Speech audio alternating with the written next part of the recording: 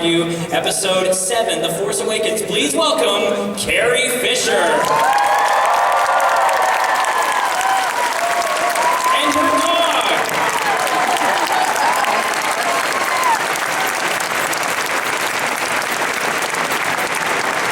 Buddy? So first of all, he's gonna be real mad. He likes to be right up center. This is Gary, your dog, right? That's Gary. He's lovely. Sorry about this. We'll let Gary take a seat up there with us as well. Where you going, buddy? Nope. He'll just sob. We'll just get up and console him. He likes all the people, I think. Yeah, he has his fan base of his own. You're gonna get him a web page. All right, so if you have a question for Carrie, please go up to the microphone. I want to start off by talking about the gold bikini. Because Ursula Andress has Dr. No, and Carrie Fisher will always have Return of the Jedi and those amazing sequences in Jabba's palace. What does it feel like to still be, remembered as a sexual icon for that scene? I did not know I was a sexual icon at the time, thank God. The best thing I can really say about it, Gary is saying for me, Defending your heart. Whose costume is that about? I can't tell. Is someone wearing an animal costume? Back there, I see Somebody in the... Oh, there's another dog here, that's why. Oh, it's the same dog. There's a Would you guide let dog. the dog please come up here? Come on. All right, never mind. Yes, mine? All right, I went into a store some years back, and the guy said, "Oh my God, are you Carrie Fisher?" I said, "Yes." "So you're gonna have to let him up." He said, "I thought about you from when I was 12 to when I was 22. And I said, 12, I said, every day? He said, every day. Well, 4 times a day. Nice. Yeah, what am I supposed to say? Thank you. That is so nice. Gary just wants to play, here we go. Go on, Gary, you're making such a nuisance of yourself here. Go on. Oh boy. No, he's too afraid to jump. Gary's He's making not a friend over suicidal yet. All right, let's keep it rolling, and we'll start off the questions. Sir, why don't you go ahead for Carrie Fisher? Hi, I want to actually not ask you a Star Wars related question. I want to talk to you about Blues Brothers. Good, you guys have seen it. Yes. You got a Canadian in it, right? Yeah. So, I want to ask because when I first saw Blues Brothers, I just was flipping through the channels, and actually, it was your introductory scene. Your first scene was right where I landed on the TV channel. So I was like, oh, Carrie Fisher. Carrie Fisher with a rocket launcher. That shouldn't have been weird. But it was, because it was not anything Star Wars. It was the Blues Brothers. Like, this has Carrie Fisher with a rocket launcher in it? So my question then is, like, when you first got the script and were getting movie, what were your thoughts on the Blues Brothers and making this On movie? the rocket launcher, I was about 21, so I didn't have a lot of thoughts going on then. Well, I had taken, had I done that yet?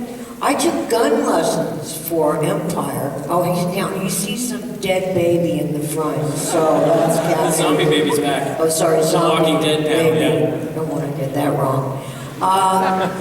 Oh boy. So I had taken, with the guy that taught Robert De Niro for Raging Bull, so I was very honored. And I used to go and I learned how to shoot shotguns and used to bruise my arm. Wouldn't happen now, of course. I'm really good at it now. So I was okay with the rocket launchers. Wasn't there something that just sort of blew up and went high into the sky? Danny was proud of teaching me how to do those things. But then he used to, never mind. Well, that was the first blues bar up there. So we had Patty, who used to clean the goldfish bowl and bring the mescaline. So that was the Blues Brothers film that I don't remember. Some great insight there. All right, thank you, sir. Go ahead. Hi, Miss Fisher. Hey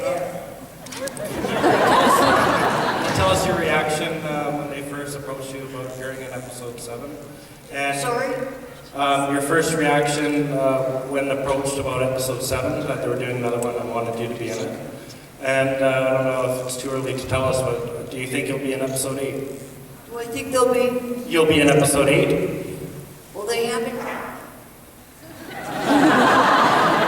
Gary wants to see you in He wants episode to 8. remind me that I'm not supposed to really tell about anything. Now you want back. It's too late. You made your choice. They asked, they told us about it. You know, can you imagine me going, no, I'm very busy. I can't do it. Well, I could have said I have dignity at my age, and you know, and I didn't want to be Granny Leia. I didn't call her Granny Leia. What did I call her? I can't remember. It'll come to me at the next convention. And so I did say yes immediately, because I wanted to see what hairstyle they'd come up with this time. Now, someone's gonna, I don't know who's working, me or his buddy in the front. Gary, you're at the next panel. He's a good listener. Oh, okay, good. That was for the zombie baby. And now, what was the other question about? Whether you will appear in episode 8 if you know. Oh, 8. Well, I don't. Oh, Oh, there you go. Give it up for Gary. Gary. All right. I Stealing the know show we here. won't be killed this time, but I could have slipped my mind. You know how that happens. So I might be. Go ahead. And I'll get in trouble for that now. I used to think when I was outside of LA I wouldn't be quoted, and I forgot about the internet. Hi. Hi. Out of all the Star Wars episodes, which one was your favorite? Yes. How could you not know? What is the matter with you?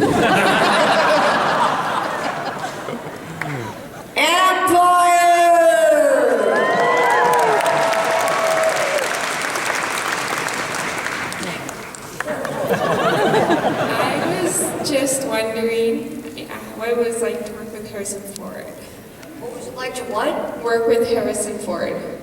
Well, Lucy wasn't getting in accidents then. I meant that in a nice way. Because look at him, he's just, the guy just walks, well, he didn't walk away, but he limps away still at 72. How many of you get in plane accidents and just kind of limp away? So what was it like to work with him? He's a grouchy guy in the morning, and then, you know, coffee and everything, and he's just tap dancing with the rest of us. Now, he's an adult. He was the only real adult that I can remember on the film. But then I don't have a good memory. Thank you. Go ahead, sir. Do you have a favorite story you can share with us about working on When Harry Met Sally? You know what's awful about that? I had a stepfather at that time, which is never a good idea to have a stepfather during filming.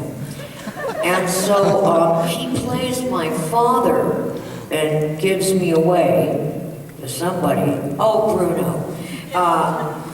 And so that guy ended up stealing about $10 million from my mom. Yeah, that's bad. So if you all want to write to him, his name is Richard Hamlet. Maybe he's Googleable. I don't know what for. Probably for larceny. So, you know, if anybody wants to get out there and make his life a little intense, I'd be real happy. So I remember that. Is that good?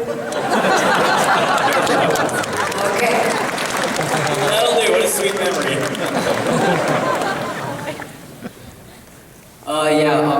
What was it like being cast in the movie Fanboys? It's not a movie.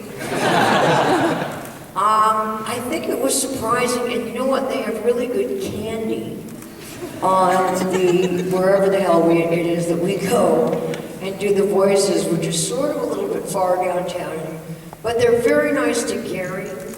which is big. They have water there for him and everything. In the candy, no candy. He'll answer questions about that later.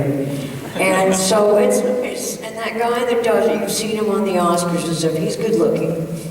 And I smelled his hair once, which he allowed, which smells good for anyone who's the right age. All right, thanks. Not you, I think. Hello. A few years back, there were some rumors on the internet that your last book, Sugarholic, would be turned into your second one-woman show. I was wondering if that was true, and if so, is that gonna happen? No, not my last one, which I'm not as proud Still of. great. Let me see, but I'm writing another one now, which will be fodder for the next one-woman show, which will be sort of like this, except I'll be standing, but Gary will be there during, opening for me, as it were. That sounds filthy, doesn't it?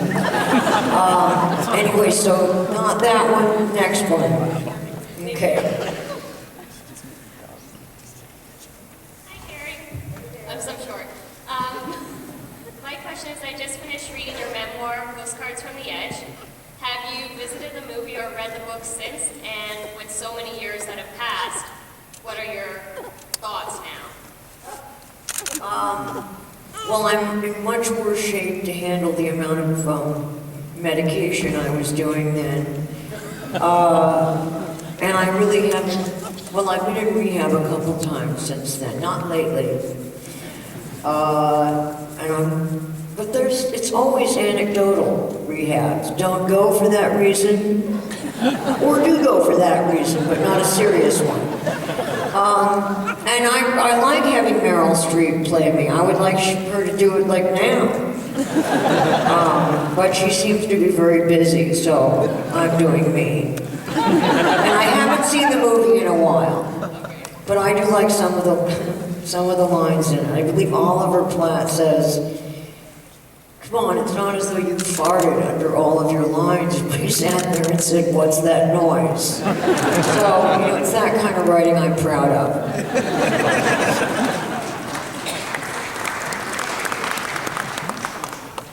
Go ahead. Hi there.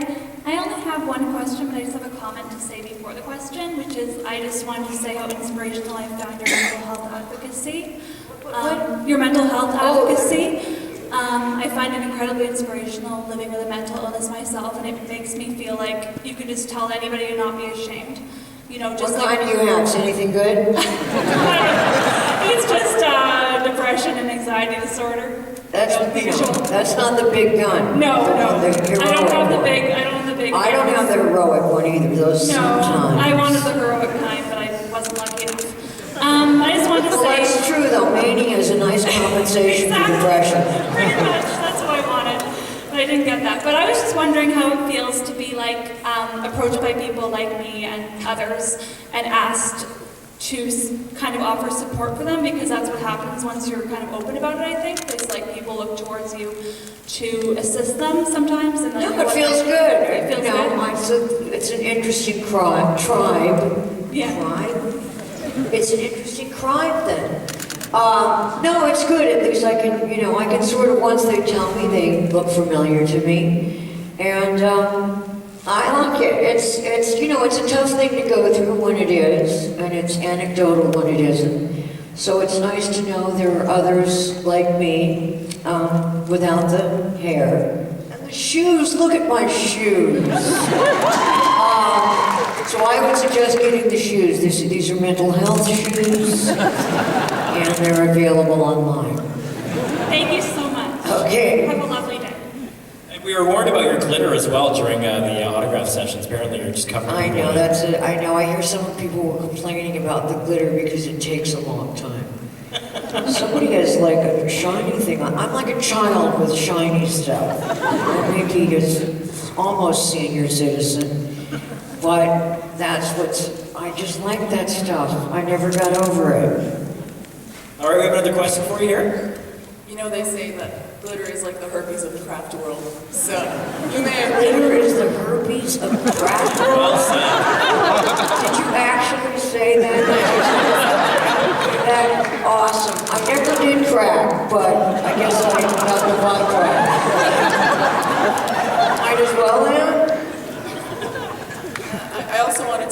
actually totally stole my comment, whoever was in front of me. Thank you for your advocacy for mental health.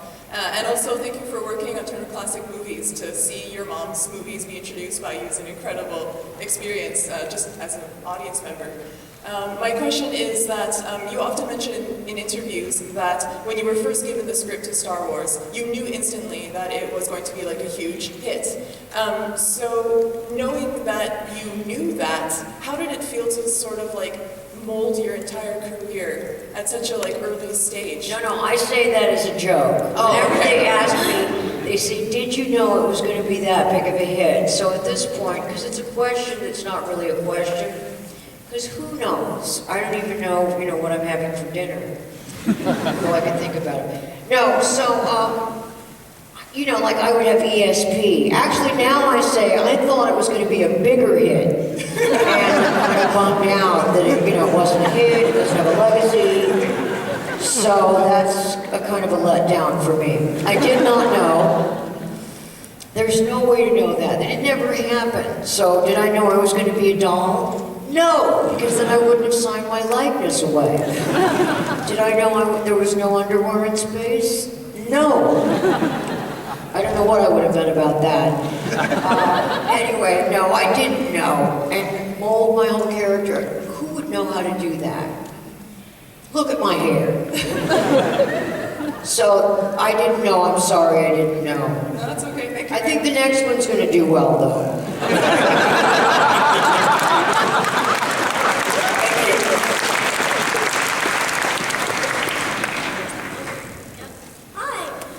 I just wanted to start out by saying, you are literally amazing. I've been obsessed with Star Wars ever since I was like 3 or older. Oh, I just love you so much. But anyway. I know. President Han, yeah, I wanted to play Han too. He had all the good sort of wry lines. Oh yeah. My question is, out of all the different Star Wars characters, who's your favorite other than obviously Princess Leia? Well, I like Jabba because I like killing him so much. And anyone that needs 2 people to play his tongue has got to be all right. Gary has his honorary Jabba tongue also, but I'm not going to kill him. Well, thank you very much. Hi, Carrie. During the filming of the Star Wars movies, what was one of your hardest challenges and how did you overcome it? In the beginning? Out of all 3. Well, having my breast taped down was a challenge because of the removal. Wearing that costume for the 3rd one, they showed me a picture and I thought he was joking. Because then they didn't have a lot of the aerobic things they have now. We were an aerobic-free generation, as you can tell from the photographs. I don't remember what I thought. I don't even remember the question now. My question was, what was one of your hardest challenges? Oh, my challenges. And how did you overcome it? Well, I was the only girl, and I wonder if that was a challenge or not. No. Sort of. My hardest challenge was learning the hologram speech. And I had to do it twice. Because the first time they did it, they left my hair dark, and so I looked like a little bald man when they looked at the rushes. So then they had to spray gold hair on my hair, and I had to film it again. That's why I still remember it. Thank you. Which is awful.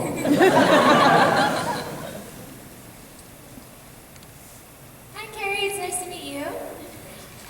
My question is, how close are you to your portrayal of yourself in The Big Bang Theory, and also how was it like meeting James Earl Jones the first time? Oh, James Earl Jones, I was trying to remember what The Big Bang Theory was. I remember him.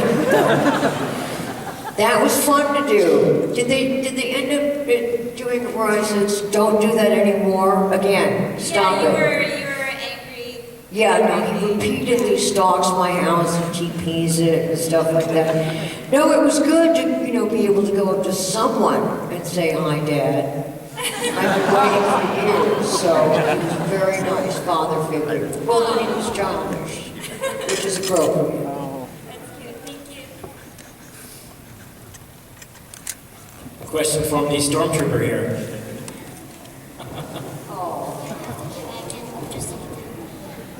Wait, what? It's okay, I sounded that like that this morning too.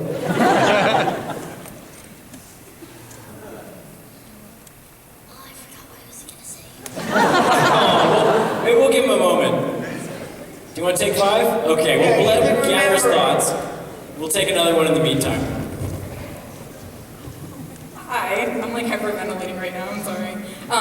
So what was it like kissing your brother, Mark? Did that get weird? I don't think I knew it was my brother at the time, thank God. That was completely really kiss him though, did I? It was kind of a screw you, Han, let me kiss that guy, kind of a hospital kiss. So those aren't real, hot kisses, unless the room is hot. Gross if I'd known is my first answer. Thank you. He still hasn't remembered. That's okay. It took an hour to explain it? How you going to explain your question? Stormtrooper problems. I get it. All right, we'll take one more in the meantime. Come on up, sir. Hi, first of all, thanks for being here. It's really awesome that you're answering all these questions. Mine kind of goes with the last one. This is more for my mom than for me, but on a scale of 1 to 10, how is Harrison Ford as a kisser? And don't forget, there's the internet now. Thank you. Yeah, and he probably have a computer in the hospital, so great. Just fantastic. No, he doesn't like doing screen kissing, Harrison. I believe he told me a story where he, I think it was an oyster. He put it in his mouth and slipped it into the person who he had to kiss his mouth. So he might have told me that before the screen kiss, so it was scary. Thank you. Carrie, I need to ask you, I know we're running out of time here, but the Star Wars fans, we need some redemption. So I know you can't say anything about plot points or what JJ is going to bring. We've just seen the one trailer. And then you guys are, the original 3 are yet to make an appearance in the trailer, but give us some nugget of what we can expect. Or what was your impression of what JJ was going to bring to the rebirth of the series? What a jerk. No. The internet, right? Now they'll put that for real. No, JJ is great. I mean, and also I thought he was much younger than he was. I don't know why. It was fantastic to film except for 2 days. Here's my big quote. And that was my fault. So it was sort of like that. Memory problems. All right, do we want to give little guy one more chance? You can do it, buddy. Come on, give him a round.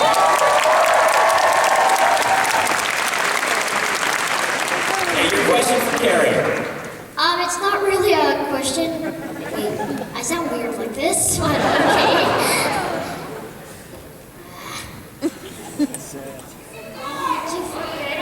Go ahead for your comment. It doesn't have to be a question. What do you want to say to Carrie? Yes, last night I had some of the Darth Vader stories at night. My favorite one was there's 3 Darth Vader's little princess, which is Princess Leia and Darth Vader, and Vader and Son, which is Luke and Vader, and Good Night Darth Vader, which is basically Princess Leia and Luke not wanting to go to bed for half the night and everybody else. But my favorite bit was with the bounty hunters were all getting ready for bed, except for young Boba Fett and Jango Fett. Jango Fett? He's a guy from the Clone Wars. Oh, sorry.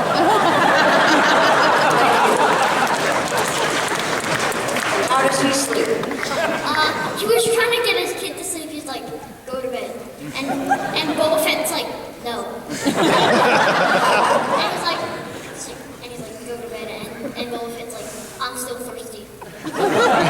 Which is your booth for signing autographs? Thanks. Yes, is my answer to Well that. done, sir.